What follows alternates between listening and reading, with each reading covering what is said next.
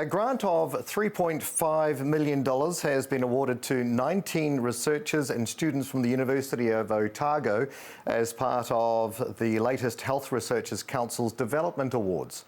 Of those, 13 staff and students received funding specifically for Māori and Pacific Health research. Mana Mitchell of Ngāti Maniapoto has received around $139,000 for the utilisation of mātauranga Māori and to guide biomedical research, and he's with us now. Tēnā koe mana, thank you so much for joining us. Tēnā hoki koe Neil. Kia ora. Sorry. No, I just wanted to get an idea of your background, both academic and your career journey today. Ka whai.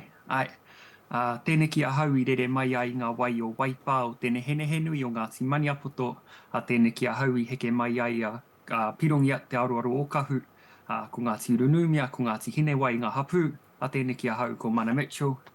So yeah, I'm a medical student and a PhD student at the University of Otago, and I'm 2 years into my PhD and I'm 3 years into my medical degree. Tēnā koe mana. Give us an idea of what fuels your passion for this kaupapa, particularly your health research for Māori.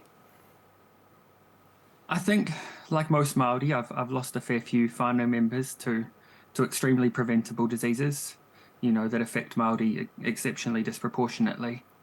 And it's a disparity that doesn't seem to be going away, you know, so whatever we're doing currently, both in research and in practice, it's just not working for Māori, and I think that's behind a lot of what drives me to research. Now, you've received close to $139,000 for the utilisation of mātauranga, which will cover around 36 months. What will you be putting this pūtea towards?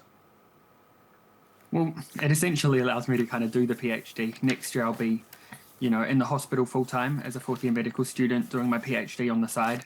And so I won't really be able to get a full-time or like part-time job on the side of that to pay for, you know, just daily living costs.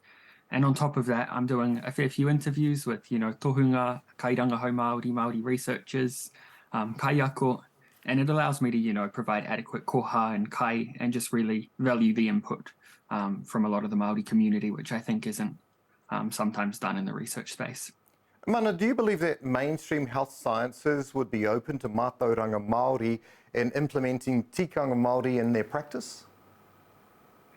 I think we're moving that way, yep. But I think there are also still a lot of people who are, you know, a lot of researchers and a lot of healthcare workers who are pretty quick to dismiss mātauranga Māori. And I think that comes down to, you know, this misunderstanding of the relationship between philosophy and science.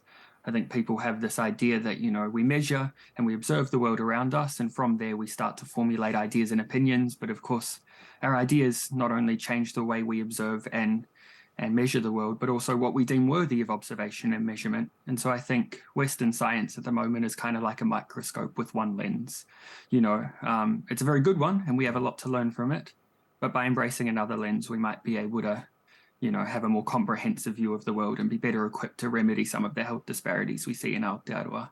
But definitely, I think there is a shift occurring, and we have more people now ready to, you know, embrace mātauranga and tikanga, but perhaps don't quite know how to implement it in rigidly Western spaces like academia and healthcare. And so, yeah, that's where I'm hoping my research will kind of help bridge that gap a little bit. Mana, give us an idea of what a successful 3 years looks like to you and for your research.